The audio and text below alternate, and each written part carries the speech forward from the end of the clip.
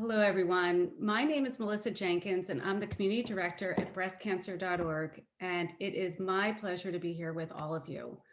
On behalf of Breastcancer.org, welcome to this special event on managing cancer, COVID, and the seasonal blues. We're really glad you joined us today.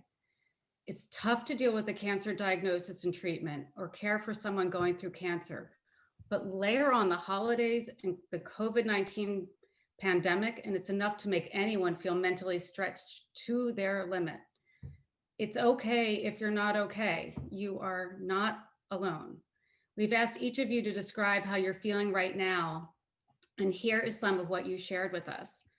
Sad, pressured, bored, grateful, hopeful, numb, depressed, disappointed, anxious, angry, and lonely.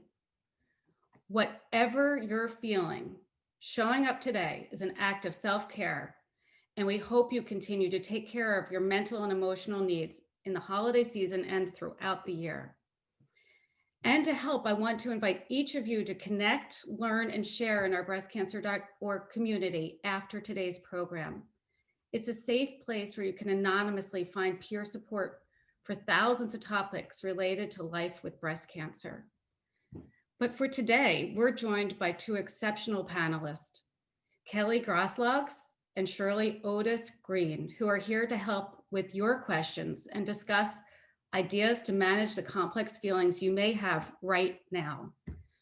For over 25 years, Kelly Grosklags' expertise as a clinical psychotherapist working in oncology, palliative care, and hospice has helped patients, caretakers, and clinicians transform fear into hope. She's the founder of Conversations with Kelly, which she created to alleviate the suffering of those experiencing deep loss and to help people discover their inner strength. You can find her, Conversations with Kelly, on Facebook. Thank you, Kelly. Shirley Otis-Green is the founder of Collaborative Caring, which you can find also online. Her education, research, and work are focused on quality of life and palliative care. Shirley's work has been shared through hundreds of publications and presentations. Kelly and Shirley, thank you so much for being here today and addressing such important issues. Thank you, Melissa.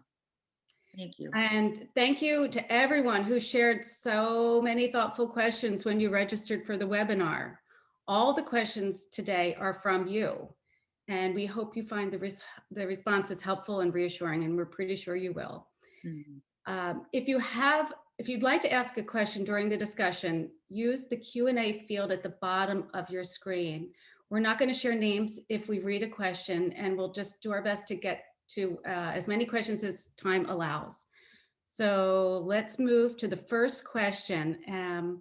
Kelly, what are the best ways to cope with seasonal depression, especially when so many people insist it's the most joyful time of the year? Well, I think it's a great question. As a grief therapist, I have worked for many, many years. The holidays are actually some of my busiest times, especially working with people with cancer. And what I want to say is, first of all, I love what you said in the introduction about it's okay to not be okay, because I think we have to really honor and embrace where we're at. We are in a time right now, we don't know how to be, really. I mean, this is a very unusual time. And so, I guess my answer would be wherever you're at is where you are, and that is okay. And I think one of the things that's really important is to allow ourselves to be vulnerable, whether that's through telling somebody, writing to somebody, texting somebody. That, I think we get into this mindset that, well, everybody's going through this, so, what right do I have to feel like this is a hard time? And what I say to people is, whatever you're going through, your particular issue is the hardest because it's happening to you. And so we want to honor that for people. We want to honor that for ourselves. And there is a real seasonal component, especially if you live in some of the northern states, where it gets darker earlier, like myself in Minnesota.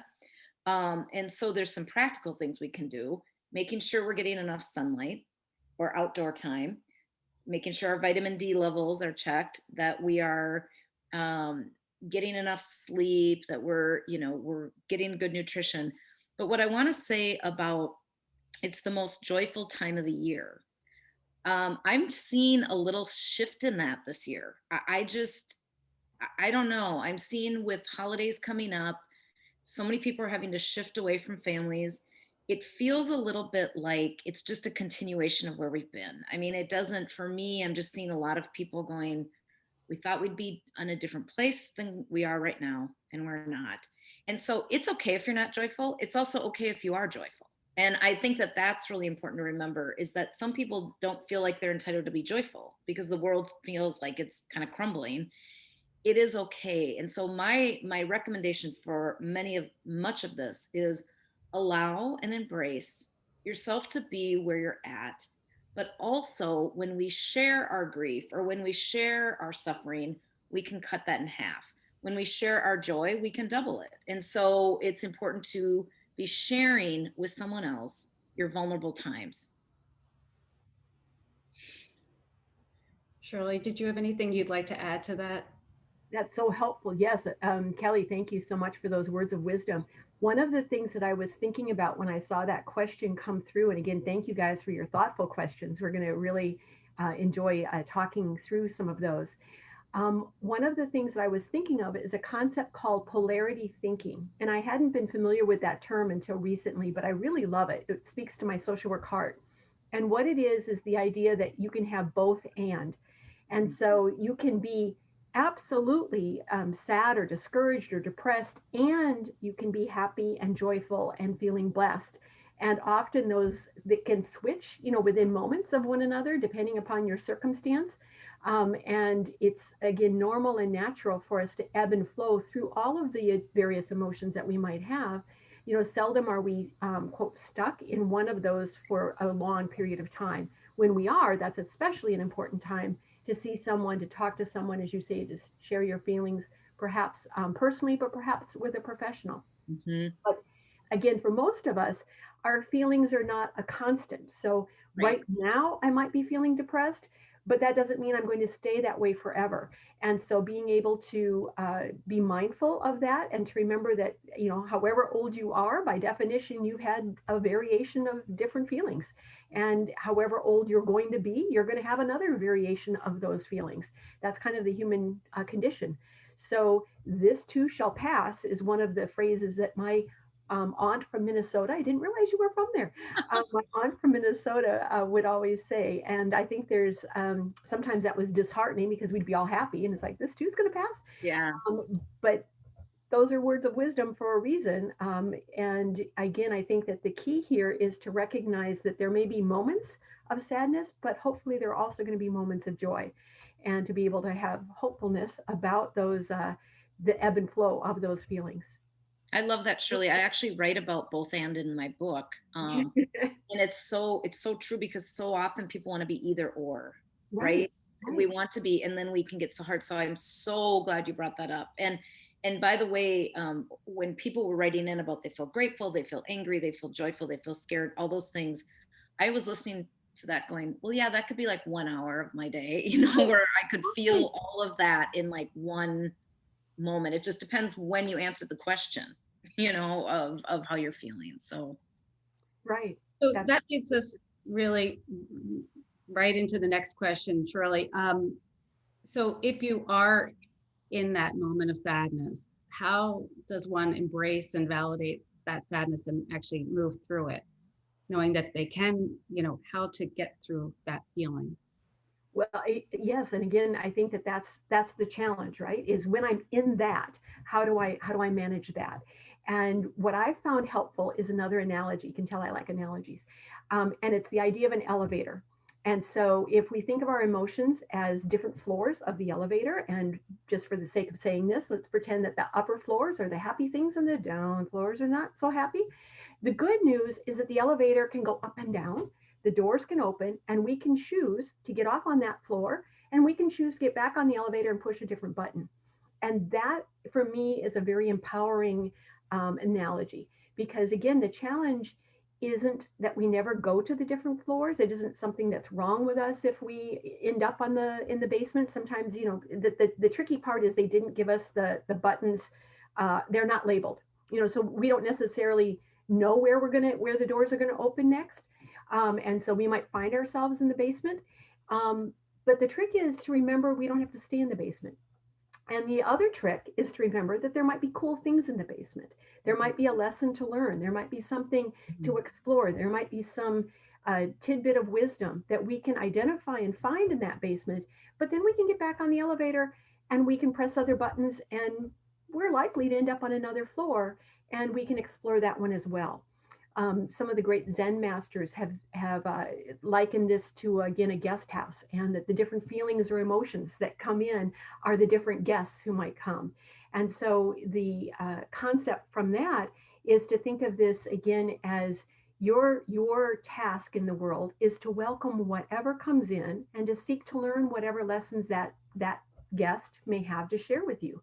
And I think either of those analogies are saying or speaking to the same kind of wisdom, the same truth, that again, our feelings are transient, that we have some measure of control over those feelings. We can choose to shut them out, we can choose to embrace them, we can choose to explore them, and we can choose to be stuck in them. And the good thing about that, again, is it's an empowering way of thinking about those different emotions. Yeah. Kelly, I could see you responding as I was speaking. Well, I'm like, audiences too, of course, I feel like I might have just met my twin. I don't know. So, because as you're talking, I'm like, yeah, Rumi, the guest house, right? Like, I love it. Oh yeah, I've used it so often, and I think what Shirley and I are both essentially saying in our first two answers is that be with whatever comes, right, and not judge it. And I also will encourage people to kind of maybe create it as an object. You draw it, you whatever. Maybe this is the depression today. Maybe this is the joy, and you ask it to sit with you and be with you. And because often I find people's emotions, especially when they're really intense, I liken it to a child that's trying to get something. And if we continue to ignore that child, they can intensify. And so sometimes it's like, okay, just sit here, and all the while, you know, telling yourself the mantras of I am safe, I am resilient, whatever that may be, but allowing, if it's really intense, to sit there and to be with that. And so I love, I mean, we're just absolutely on the same wavelength. And I think as I'm looking at questions, I'm like, I have the same answer to almost all of these questions, which kind of comes back to be in the now, be with, don't judge, you know. And I love the guest home and what does come to us. What are we being asked to sit with? It can be so uncomfortable. I mean, neither one of us are sitting here pretending that this isn't uncomfortable, the anger, the sadness, whatever, but they are things that we can with, and that we can work through, not necessarily alone, but that we can work through.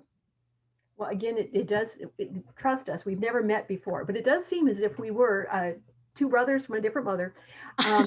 And so one of the things that, as I hear you say that, Kelly, one of the things that sparks for me, again, is that reminder that things are transient. So again, however you are in that moment is going to change, but we always forget that on the sad side, right? You know, it's like, I'm always going to be like this. It's going to never be better. You know, we tend to, and the phrase we like to use in our fancy phrases is catastrophize.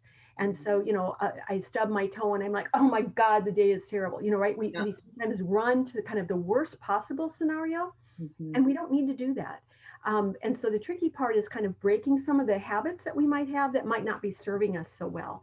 And one of the things I like to recommend for folks, and I think there's a lovely body of literature that supports this, but the idea of keeping a journal.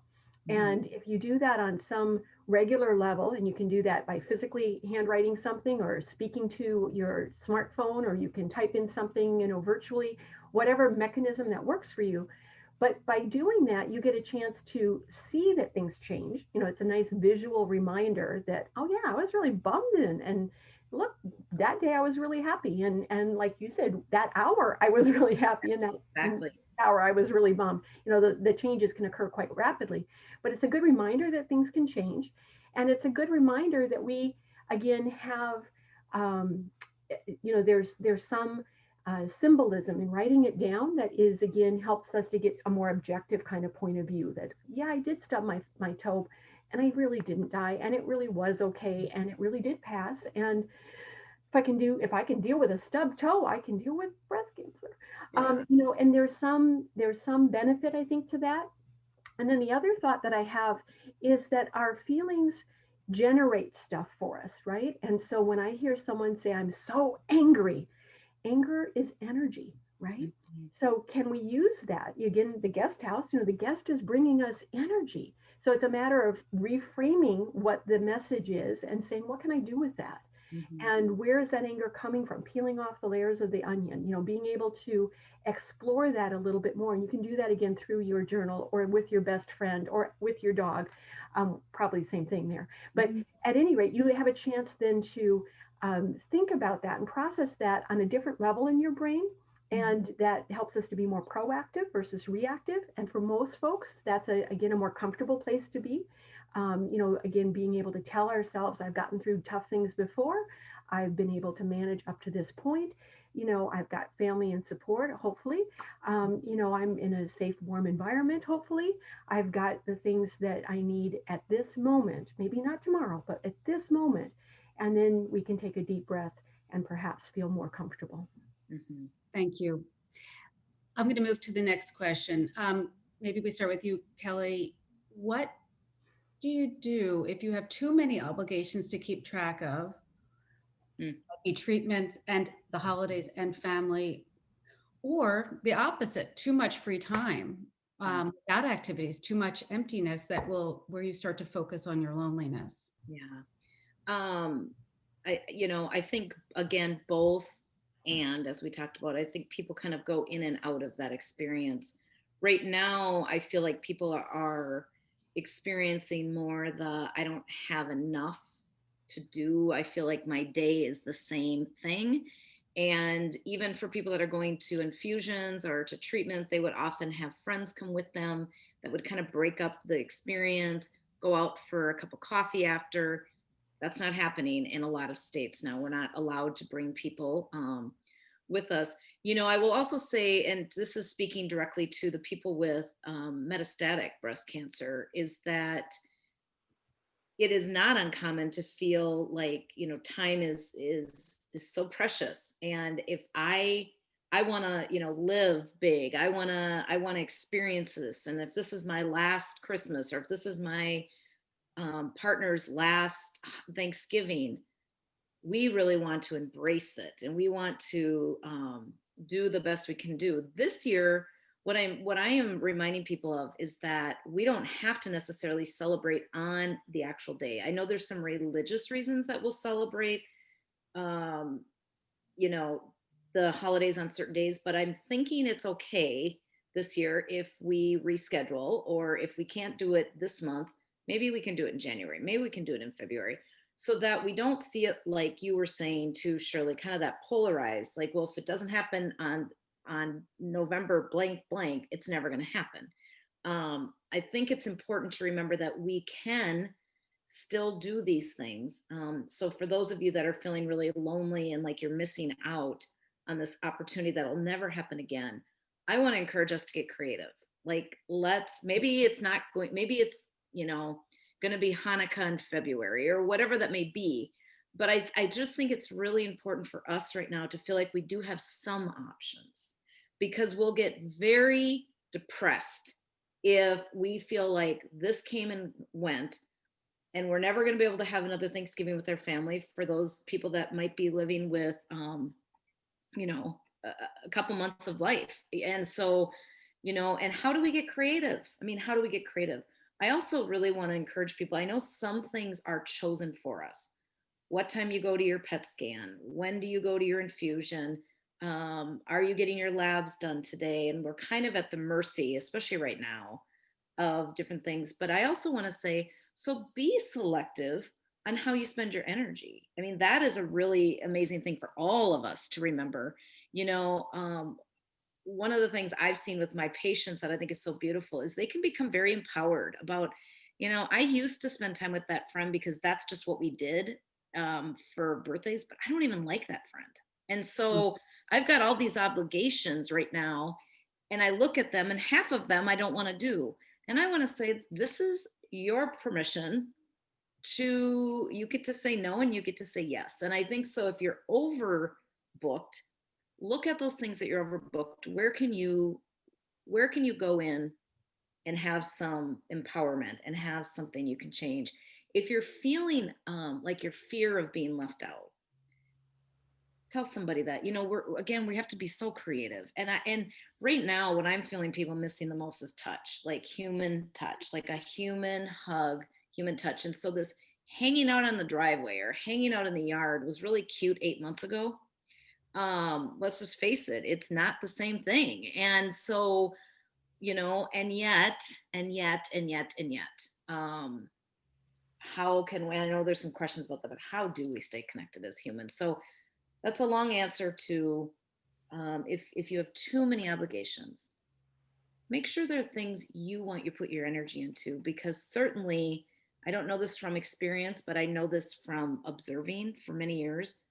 Breast cancer takes a lot of energy, um, and being a wife takes a lot of energy, and being a partner takes a lot of energy, and a mother, and maybe working and whatever that may be. But it takes so much energy.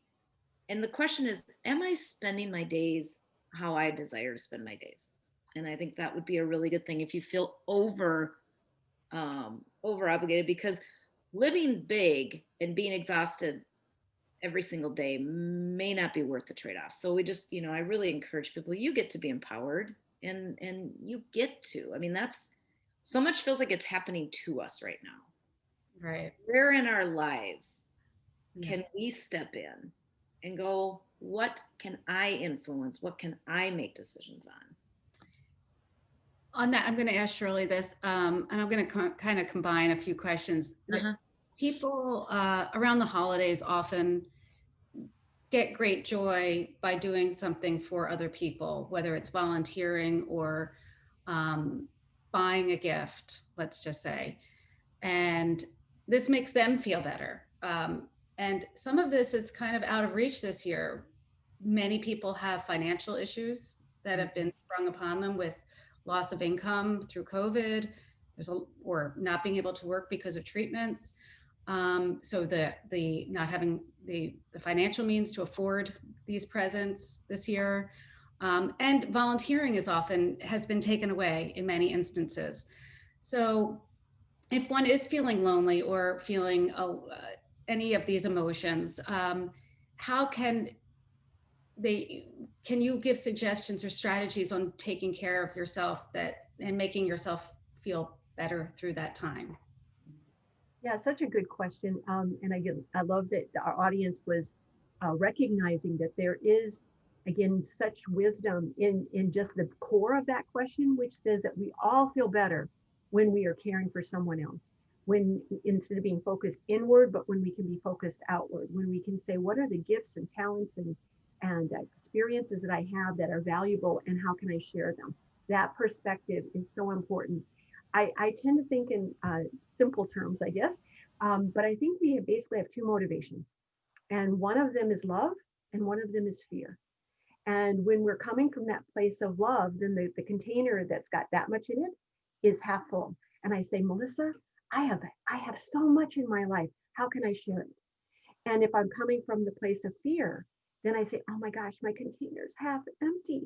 Kelly, you know, I don't have nearly enough. No, get away. I think it's as simple as that, right? It's we have agency. Back to what Kelly was just saying. What are things that we can control? We can control that. We can control our perspective. We can control our point of view. So the only thing we need to change is whether that glass is half full or half empty. And we have facts and data and evidence on either one, right? It absolutely is half empty, 100%. I got data to show it. And it's absolutely half full. And again, 100%, I have data to show it. It's my choice which one I want to focus on, right? My emphasis on what syllable makes all the difference. So if I decide to focus on the gifts and blessings and beauty in my life, then it's a matter of being taking agency and being creative. The same thing Kelly was just saying in terms of how we celebrate. And I'll be able to find a way to share that joy that I have with other people. There will be a way. A lot of the volunteer opportunities that might have been, can you help at a food shelter and stir food and do that directly to the person? Well, no, I can't do that, but I can still help at the food shelter. We're going to make up packages and we're going to deliver them and we're going to leave them on the porch. I could do that. Maybe I can't do that for whatever reason, but I can donate. I can offer my time to call people that are shut-ins, I would have otherwise visited or they would have otherwise come, but I can maybe reach out calls to people that would otherwise not have someone. So there's always something there. I really do believe that there's always something we can do to share if that's our perspective. And there's always something we can do to stop ourselves from sharing if that's our perspective, right? I can always come up with a reason why, no, I couldn't possibly. I'm sick. I could get COVID. I have cancer. I'm depressed. It's too cold. It's too hot. It's rainy. It's not raining. I don't have anything to wear. I have too much to wear. I always have a reason on either side. And if we can just tip that tiny little bit over and see the things that I can do, it makes all the difference in the world. That's great. Beautiful. Kelly, thank you, Shirley. Kelly, the holidays are really loaded with tradition and family often or friends. If you're lucky, some people have that, but how does one honor a loved one who's passed away and not be so consumed by just the sadness that it's different? Yeah. I think for people who are in their first couple years of grief, this is going to complicate it much more. I mean, there's just no sugarcoating it. It's going to complicate it much more because I went through 2 years ago. I went through a really hard loss in our family, and my Aunt Sherry, it was her favorite holiday is Christmas, and we were dreading it because she died, 6 weeks before Christmas. But because we were together, it softened that a little bit. One of the things that I recommend is ritual. And one of the rituals that I often teach people is a 3-wick candle. And I would encourage people that are trying to honor somebody. And, we can actually honor somebody that has died, and we can honor people that couldn't be with us because of COVID. So we can all kind of take our turns. But if we really want to honor the person that died, you get a 3-wick candle. Each wick represents past, present, future. And I have this written in my book about, you just say a blessing when I light the past. And everybody, and we can do this on Zoom. That's the neat thing. You light it, somebody's in charge of it. Okay, light it. Everybody goes around and says, what did they remember about grandpa or whatever that may be, and a fun memory. And then the present, as we light it, we ask for strength and permission to be with our grief, however that shows up for each of us. And then each person goes around and shares what they're feeling in the moment, because that person is not here. Saying the name, so important. Say the name of the person that's died. That's so important. Then we light the future, and the future is very uncertain. And I love the book by Pema Chodron, Comfortable with Uncertainty, because I do think that is where many people living with cancer, many people living in grief, many people living in this time right now, we are being asked daily to be comfortable with uncertainty and to know that, to lean into it and not try to figure this out. For the future of grief, it can feel very uncertain. And so whatever words come to mind, but we light that and we ask for the wisdom to be able to get through those times, the strength to feel the vulnerability, all of these things. So now you have this 3-wick burning, this candle burning, and maybe you have people with you, or we're gonna have a lot of Zoom holidays, and each person can have it, or one person can have it. And that candle then is an essential part of people's homes forever. It's not just a holiday candle, but it's a beautiful thing of the candle to do. But I also think it's okay to not pressure yourself that you have to do some big grandiose thing either. That doesn't mean you love the person any less. If this year it just feels like too much, like normally I'd put out a wreath at the cemetery, or normally I would do something and I can't do that. It's okay. It's okay. It's okay. It's okay. Have to have grace. Have to have grace. But I do think, you honor them by just saying their name. I miss John. I really wish John was here. This would be the time that John would take out the cake and we'd all be singing and all that. And so, that's honoring by just saying their name. Can I add in, and maybe Shirley wants to answer this, what if I am fearful that this may be my last holidays? Mm-hmm. As someone going through cancer or some other complications. Can you give some suggestions? I mean, we were just talking about how to help if we've lost somebody and honoring them by ritual. Is there a way we can bring that, especially in this time of COVID, out to really help that person who may feel that this could be their last holidays? I think what I'm struck by as Kelly says that about honoring someone who's passed is it's a reminder that we all are building, and then we all leave a legacy. And I think, there's only two kinds of people in the world, those that are aware of that and those that aren't, but we're all doing it. And so it's just a question of awareness. If you're now on this Zoom call, you're now aware that you are building and leaving a legacy. And we have some agency again about what that's going to look like, what kind of a legacy we're going to have, what we have some influence in that. And what's comforting is to know that, just as Kelly said, even if this is true, at some point, whether I have breast cancer or COVID or 150 years from now, I die from a bolt of lightning, we're all mortal. And at some point, from ashes to ashes and dust to dust, I am not going to be here in this manifestation. And whatever my manifestation will be at whatever other depending on culture and religion and beliefs and whatever, I'm not going to be this. And when I'm not this, it's very comforting to know that I built the very best legacy that I could, that I left the very best legacy that I could, and to know that there's going to be somebody at some point, Kelly's going to say, I remember last year when we did this little talk, and my dear friend Shirley, now we're best buds, my dear friend Shirley was there, and I just want to dedicate this to her. Yes, yes. Beautiful. That's so, and isn't it, Shirley, like, it's simple, right? And yet it's profound. Right. Something like that. Really are, when right. we put that all the onion, right? Yeah. What we're talking about, what we were invited to talk about, what your questions invited us to talk about, is the meaning of life. I mean, that's as profound and existentially important as anything could possibly be.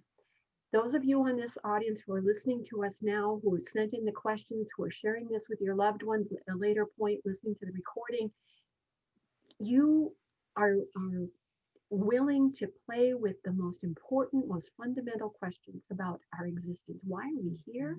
What's the meaning of life? What's my purpose? What happens when I'm not here?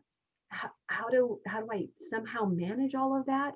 Your comment about uncertainty, my gosh, the every day with COVID, every day with the political world, every day with the social unrest. Yes. If you live in California, every day with the fires or the earthquakes or the riots, pick your passion.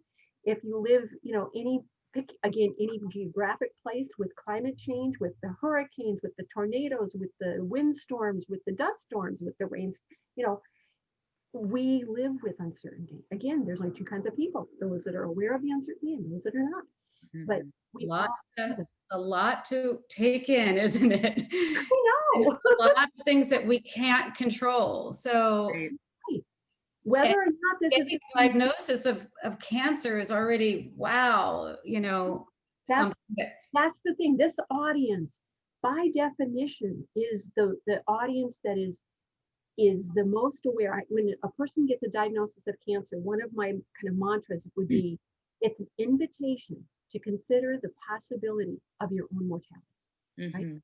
And we all know, of course, I know intellectually, I know I am mortal, but I don't know it viscerally and Mhm. emotionally and physically until that nice doctor says, blah, blah, blah, blah, blah, you have Right. scans came back, it was malignant, you have, the next x-ray, scan anxiety, right? And it came in Yeah. progressing. Viscerally, I have an invitation to know that in a different way. But we were always mourning. And again, no matter where you are in your illness trajectory, again, I'm going to guess from Kelly's experience as well, we've sat at the bedside of people who we thought, that the doctors thought, that the healthcare providers thought, that everyone said this person is this close. Mhm. And 6 months later, or a year later, or my gosh, 20 years later, Mhm. they're dead. And I've sat at the bedside of people who were doing so great. Oh my God, they're going to be discharged this weekend. That's fantastic news. I come in on Monday. They're not there, of course, because I got discharged. Oh no, they Mhm. died that weekend because Mhm. the change was that sudden and that severe. And I only say that to an audience that is as resilient as I can just see in your eyes that you all are. God bless you all. You have an awareness of mortality in a way that is different than the rest of us. But we are all in that same boat.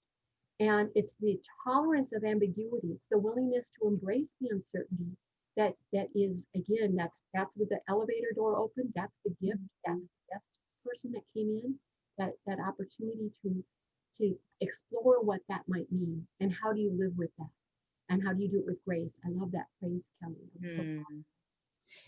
We have it based on the questions. We have a lot of caregivers also with us today, and just as a person who's going through treatment doesn't have their loved one with them during their treatments, the caregiver can't necessarily be there. So one person asked that they can't be with their daughter who's been diagnosed, and how to get through that.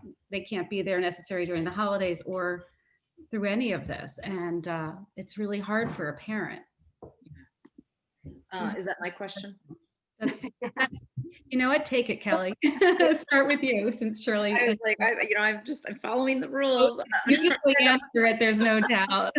Um, so we can't possibly be with them physically, but we can be with people. And I think that that's really important to remember is that that's back to that kind of either or thinking, that either we're with them physically or we're not with them at all. And so one of the things that can be very sweet is if you write a card for somebody and they're going to treatment, maybe you get into the habit of, I'm going to write a card for every time they have to go to treatment, and they're going to open it while they're in the chair. No, that's really nice. And it becomes this thing that and I just thought of this actually a month ago, and I recommended it to somebody. It becomes a thing. So you send them the card, or if you drive them and they have to go in, you give them the card. They have that to look forward to. They FaceTime if people can do that. I know some people don't FaceTime. You give them a little crystal. You give them a rock that they hold when they're in treatment to feel grounded to you. You give them a special bracelet. And when you wear this, our energy is connected. And I love that you talked about energy, Shirley, because it's so important. So right now we are in a creative time of connection. And I do think many of us are realizing we took our ways of connecting for granted, um, myself included, about, well, of course I would just go with them. I mean, that's what you do when you're a parent, or that's what you do when you're a spouse. And so we're in this time of being creative, and actually some of the creativity has meant more to people Mm. because of the intention behind it. And so one of the things I want to say for the caregivers that are listening, and maybe you live in a different state, maybe you wouldn't even necessarily be driving and being with them, but right now, because you can't get on a plane or get in a car and be with them, it's like, um, even though it was naturally you weren't necessarily going to be with them every week, now that it's taken from us, it's like it's got more of an angst to it. And so you can mail a card every week. You can mail the bracelet that they're going to wear. You can send your son that rock that he's going to bring and he's going to hold in treatment, whatever it may be. But we are still with people. When you call and you say, I love you, when you call and you say goodnight, when you text and you say, let me know when you get home, those are still being with people. And so I think we're going to have to, I know I'm not trying to minimize how difficult it's not to physically be with, but the reality is we can't be. And so we have to remember, because many parents have reached out to me and said, I feel like I'm letting my child down. I feel like I'm letting my child down. And we do know that if the caregiver gets sick too and gets exposed to COVID, that's not going to be good either. So this is protecting everybody, but get really creative in how can you be with. And I'll tell you, there's something very sweet thinking about them opening, or maybe they even open up like 3 little cards, 3 little love notes. I mean, it is so, so, so tender. And I think just to underscore, there's certain themes that are going through this whole day, right? And one of those themes, again, is the importance of ritual. And the other theme is the importance of creativity. And you put those two together, and the fact that we never did it this way before, doesn't we can't do it this way now. And that we have, again, agency to tweak that. You know, the cards didn't really work. The whole postal system thing not working right now. Okay, fine. But I can text, I can, again, FaceTime, I can email, I can tweet, my God, there's 1,000 different ways we might be able to do something. And if the first doesn't succeed, trying again, right? So, we have, and when we're struggling is the least, creative probably when we're feeling. And yet again, we look at, walk through any virtual library or bookstore, and the greatest works, or again, virtual museum, the greatest works of art come from those places of struggle. Yes. Right. So, being able to, consider, can I write a poem? Can I paint a picture? Can I, again, we trust, can you tell that? We trust that there is no limit to your creativity. There is no limit to the way that, should you choose to share that love, again, remember, love and fear, should you choose to share that love, it's infinite. It really, the possibility. Very inspired by this. Thank you. This is your goal. Let's be happy at the end of this is our goal. We're good. Right. Very practically, some families are going to be together or have to be together, but there's maybe one person who's currently in treatment or immunocompromised in some way.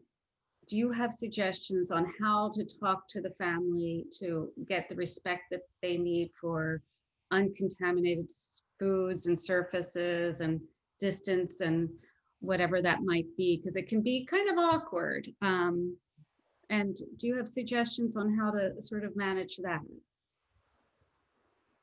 Do you want to take that, Shirley? Either one. We were trying to do ping pong equal time. I think, again, everything comes back to those same themes, but let's say, for example, that the family has decided we're going to have 25 of our closest friends locked in a room with no windows, and that's our plan, and that's how we've always done it, and by God, that's what we're going to do this time. And I have, for 1,000 reasons, have some concerns about that.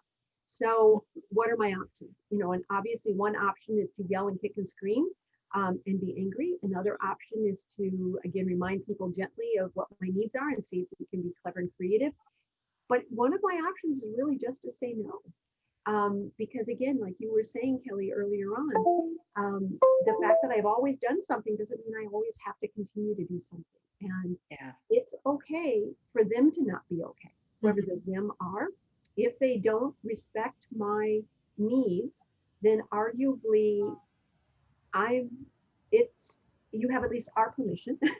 For what that's worth, you have Kelly and Melissa and my permission to say, my therapist said I couldn't go. Feel free. Yep. You don't have to do what makes you uncomfortable. Yes. And maybe we grew up in a home where our comfort was the least of someone's worries. Maybe our home was abusive or exploitive or all of the above.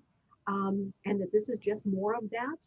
But it's never too late to have a happy childhood. It's never too late to say no. It's okay to disengage from the people that are not respecting what we, have as our boundaries and what our needs are. And what we certainly are trying to give you the message of is that your needs matter and that you're important. And it's okay to say, I need to do more of this or less of that. And the fact that you might say no this year doesn't mean you'll say no next year and or the next holiday. Right. Um, you know, we all hopefully put on our big girl panties and we're able to move forward in the very best way we can. Mhm. I also think sometimes families need to ask themselves the hard questions. If they're demanding that we still get together and people are comfortable with it, it might be some inability to acknowledge what really is going on. And I think that is another conversation. You can always say my oncologist said it's not possible, or my therapist or something. And because most oncologists are that I work with are saying absolutely no. I mean, we're not, if you're in the middle of treatment, I don't care how many masks you're wearing. And, I mean, you have to, it's a practical thing here. It's just not, but sometimes families I have found, and again, this is from a place of love. It's not from a place of being malicious, but it's from a place of love. They want it to be as it's been, especially because if they're thinking this might be the last one. But sometimes it comes down to, oh, this family doesn't, or this particular mother or what sister isn't able to grasp what is really going on here. And so they want to kind of go around and pretend like nothing has changed when it really has. And again, people living, those of you that are watching, and if you are the one that is working through this daily and living with cancer or taking care of, you're kind of exhausted and tired of talking people into the way it should be. um, and so you may have to come down to, what my doctor said, it's just not an option. Can't do it. Um, and that he or she said we can talk about it again in a month if I can get together. But right now, with the numbers, whatever it may be, it's not an option. And you know, because like you said, Shirley, we don't want people doing what they're not comfortable with. I mean, we want you to be comfortable. We want you to have a say in something. Now, I've also met people that are like, well, I'm going to get together because this is my family and I'll just risk it. And it's a personal decision. I will say that the majority of the healthcare teams, at least that I'm working with in the Midwest, are saying absolutely not. I mean, it's not worth it. Because you are at one of those higher risk, and we happen to be pretty low on our ability in our hospitals right now. Like we are down to people are like waiting in the ERs to get a bed. And so we can't afford to have people get that sick where they'd have to go to an ICU because it may not be an option. So there's a practicality to this also. And again, maybe we have to celebrate Thanksgiving in February. Or then we can zoom in, like we've talked about before. Maybe they can all be together in their room, good for them, and I can zoom in at 2 o'clock, and I can raise my glass and do a toast, yep. And maybe we can be clever in how we make something else happen. The thought I had when you were saying that is, again, I think that the underlying question that's there is, are we in a place where we can have the kinds of conversation that matters, right? Mm-hmm. And if you are my loving family, then I would like to think that there's some ability to accommodate, again, however that might be. So when you were saying, how might I, is it okay to ask them to do things differently? Is it okay to ask them to wear a mask? Situation, do I feel comfortable being able to do that? It maybe again, up to this point, I've always been very passive, and I don't want to stir the waters, and I don't want to make, I don't want people to think of me as being fragile or vulnerable, or I don't like to think of myself as being fragile and vulnerable. And by gosh, I'm gonna, act like everything is always the way it always has been. But as you say, Kelly, we don't have to believe in gravity for gravity to still, gravity just is. And COVID just is. Yeah. And our vulnerability when we have a illness as serious as cancer just is. Mm-hmm. Whether I want to accommodate to it or I don't want to, the cancer or COVID doesn't care. Yeah. It's going to do what it's going to do. And our California ICUs, and it sounds like Kelly, Yeah. New Minnesota ones, are at a place where, again, they also don't care. They are what they are. There are limits to, how we can accommodate should things go south. And again, we're going to certainly hope for all of you that you're able to make whatever decision you do with the minimal of regret. And that's a way that I think is helpful in any decision making. So if I were to talk to a person who's saying, I might do this, but I might do that, and I'm just stuck, I don't know what to do. I like to think in terms of laying out both options, and what's if the very best occurs, how are you going to feel? Mhm. What if the worst occurs? What would that look like? And to what degree can you tolerate Yeah. the regret that you might have for that choice? And I think that when we lay it out in that kind of rational way, and maybe that's again something I write in my journal or my diary, or I talk to with my friends, or again with my cat or dog or whoever. Maybe I pray on it, maybe I just meditate and kind of see what my intuition tells me.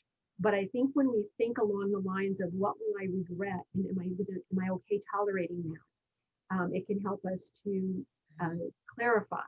Maybe we really aren't so stuck. Maybe it just I really don't look forward to that conversation to tell them no, but I do know that I need to say no. Yeah. And again, we're giving you all kinds of permission to do Yes. Much needed permissions. that. We have time for one more question. And I wanted to talk about one of the more heavily loaded holidays that New Year's, and what the time of reflecting on the new year, and what's going to happen next year. So some questions came in about having a lot of anxiety about what's going to happen in the new year. And it's going to be, for many people, lonely, and not just the New Year's Eve, but the beginnings of the new year, and in many parts of the world, cold and more isolating to start with. Do you have any kind of thoughts or strategies that you want to provide for people feeling kind of strange about the new year? Mm. Um, it's an interesting question, because I think it's a very good question. I think it's a very valid question. I also want to encourage people that we don't really know what it's going to be, right? And so I talk a lot to people about your unknown will become your known when you get to it. Hmm. And you'll know what you need to do and how you comfort yourself. And if you don't, then there will be people to help. The new year is an unknown.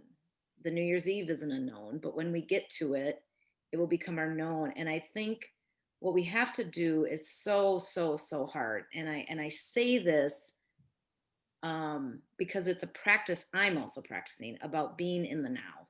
I mean, because right now is enough. Like there's a lot to manage here right now. I don't know that I have the capacity to take on January at this point. And I don't even know what January is going to look like. But when we get to January, and if we feel lonely, and if we feel sad, and we feel uncertain, then we'll deal with it like we did in March when we felt that way, or in June when we felt that way, or in August. Because as you were saying too, Shirley, I mean, we are, like who we are today. We have to remember this. We are an accumulation of all we've been. And we are a resilient being. That doesn't mean we're strong. That means we're resilient, that we have the ability to, maybe we do fall back, we get back up. And so I think it's important to remember that you're known, that you have right now in this minute, was once your unknown. And you were probably anxious about where you'd be right now. But here you are, doing the best you can do. And so I love mantras. I heard you mention mantras, Shirley. I love mantras. I will know when I get there, or live in the now, or be here now, or I'm okay, or I am safe. And it's natural. We're all wondering. We're all wondering.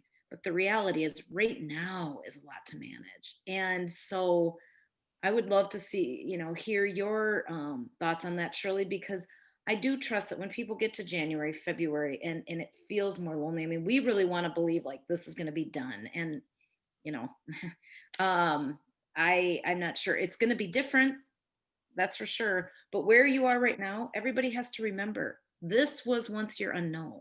Like right now was once your unknown, and here you are in it and doing the best you can do. That's resiliency. That's so beautifully said. And you're absolutely right. Those of us who do this kind of work, we believe passionately in people's resilience. We couldn't do this if we didn't.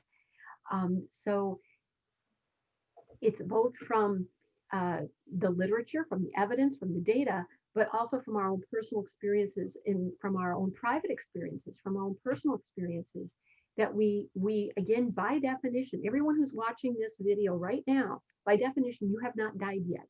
You've had opportunities to. We all have, right? We've all had that moment in a car where I didn't even see them, and oh my God, I'm so thankful I stopped in time. Where our little angels were doing the best they could to hold that car back, and whew, there. But for the grace of God, all those phrases and all those sayings that we've said over the years. At some point, we've all, if we've gotten, however old we are, if we've gotten this far, we've had opportunities to die and we didn't. And just as you said, Kelly, if we've gotten this far, we've had opportunities to be terrified of what this next thing was going to be. And yet you've kept it together enough to be watching this. You've kept it together enough to be able to be vertical on this day too. God bless you all.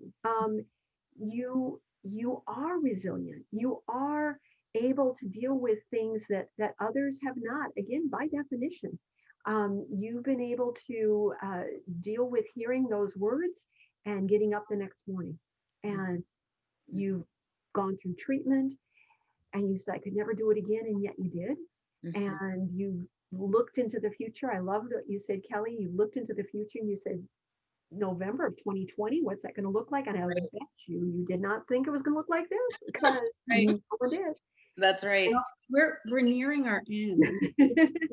It's such a great conversation, and it's such an important conversation. And I want to remind everybody that you can, we'll be sending out transcripts and information, copies of this, so you will be able to access this if you want to listen back. And I just want to thank you, everybody, both Kelly and Shirley, for today, and everyone else for being here and sharing your heartfelt questions. And again, I just want to remind people, if you're not already a member of our online community at Breastcancer.org, please join us there, because you'll be welcomed by a very supportive group of people who really do understand what you're going through.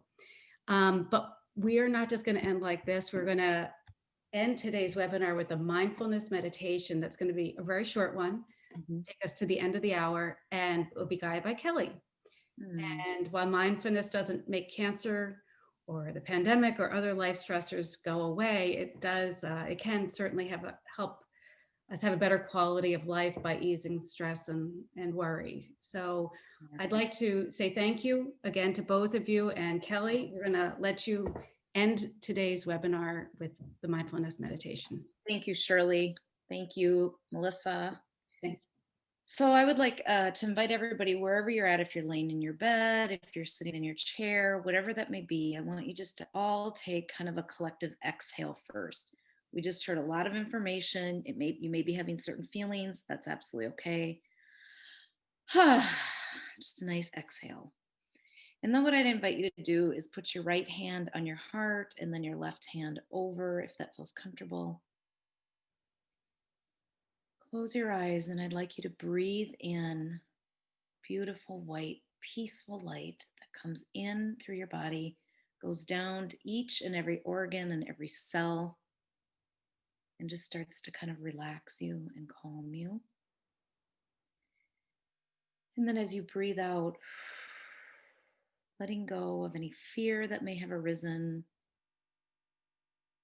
anxiety, anger, whatever that may be, anything you don't want to hold on to. You just breathe that out. You can see dark, anxious energy leaving. And if you're If you're sitting in a chair, imagine your feet have roots that are coming from them, going into the earth and really grounding you into the now, right now. And as you feel your heartbeat that connects you to your life source and your life force, and you say these three phrases: I am safe, I am loved, and I am enough. I am safe, I am loved, and I am enough. And I will end by reading this, which Shirley, this is so apropos because it's something you said. And I want you to think about this time of COVID right now, holidays, feeling all that we're feeling. If I were asked to give what I consider the single most useful bit of information for all humanity and advice, it would be this: expect trouble as an inevitable part of life. And when it comes, hold your head high, look it squarely in the eye, and say, I will be bigger than you. You cannot defeat me. Then repeat to yourself the most comforting words of all: this too will pass. This too will pass, by Ann Landers. I want to thank all of you for joining today. I wish you moments of much love and peace and comfort in the now, and to trust that when your unknown arrives, it will become your known. So much peace. Thank you.